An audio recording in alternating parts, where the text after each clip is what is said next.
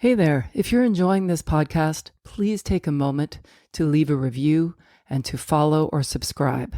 Don't forget to share with anybody that you think might be interested. Your support is greatly appreciated. Word of mouth is incredibly powerful, and it's the best way for us to reach more people and grow this wonderful community. Thanks again for listening.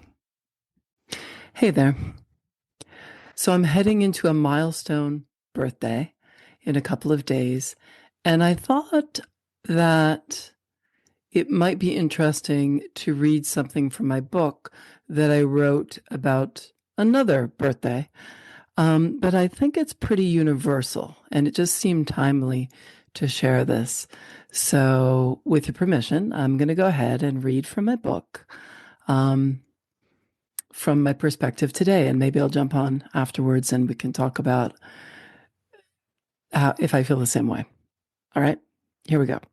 So, our birthday is the one day of the year that we are encouraged, even expected to, brandish our entitlement card, a kind of 24-hour golden ticket to be selfish and indulgent. Honestly, shouldn't we be celebrating the mother who bore us? So we plan our birthdays accordingly with all the associated expectations and attachments, simultaneously setting the stage with cliches of what self-care looks like from the outside, while on the inside, we quietly keep the score of how others are celebrating us.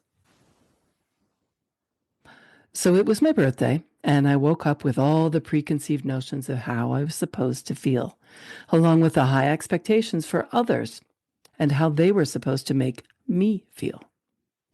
I resisted the urge to check my social media and feed my ego with the puffed up proof that I am liked, and made myself a cup of tea instead.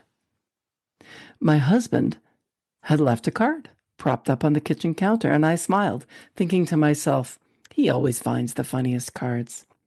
My smile was quickly interrupted, though, by the intrusive, judgmental voice of the scorekeeper in my head that said, yeah, but no flowers?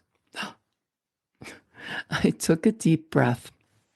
I was proud of myself for calling the thought out for what it was, just a thought, and disempowered its hold on me by replacing it with a thought that served me better. I moved into the living room to do my morning reading, and to my delight, my husband had made me a fire. Score. Take that, unwanted voice in my head. Wait, who's playing the scorekeeping game now? I sat down cross-legged on the floor with my book and my cup of tea, feeling the warmth of the flame on my back. Life is good, I thought. I noticed that the humidifier was on. He must have filled it up for me. He knows how the fire dries out my skin. How thoughtful of him. Big score. I'm so fortunate, I told myself, and was effusive with my gratitude for him knowing just what I needed. When he told me that it was not him who did that, my scorekeeper was in its element. The thoughts came crashing in, disappointment. I thanked him for the fire and the card, read 2 out of 3 points, and reached for my phone. I repeat, life is made up of moments, and each moment is what you make it. In that moment, I allowed myself to be led by all the limiting beliefs of what a happy birthday is supposed to look like.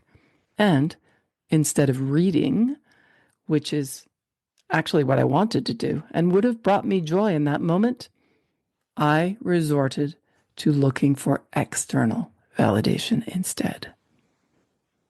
The birthday wishes were coming in at quite a pace already, and out of the 36 or people so far, there were less than 3 that I could even recognize or tell you anything about. If you can't say something nice, don't say anything at all, came into my head. And I wondered if just saying something nice without associated true connection is worse than not saying anything at all. I started to think about the people I hadn't heard from yet, setting up more expectations for the people I care about. Why do we do that?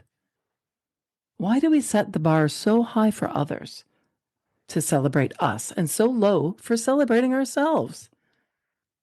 Why can't we believe that we deserve to be celebrated the other 364 days of the year? How can we expect others to celebrate us if we don't celebrate ourselves every day?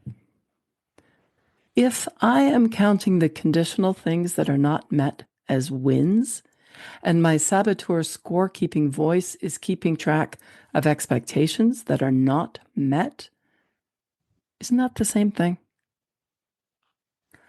What would be different if we showed up for ourselves instead of relying on others to prove our worth?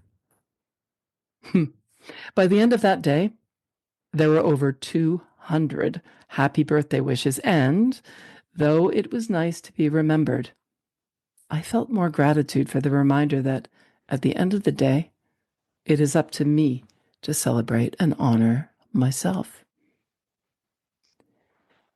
Let's consider each day our birthday and celebrate ourselves every day. And so,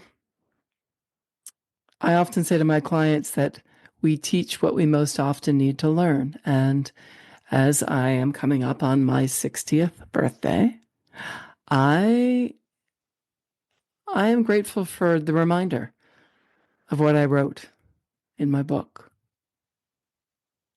I'm grateful to be here. I'm grateful for you, dear listeners, for joining me regularly and listening to me rant and listening to me wonder and listening to me think out loud. And you've shared with me that my stories have resonated with you, and well, that means a lot. It really, really does. My birthday, which isn't for another couple of days, is already fantastic because I get to grow older. I get to celebrate another birthday. I get to be me.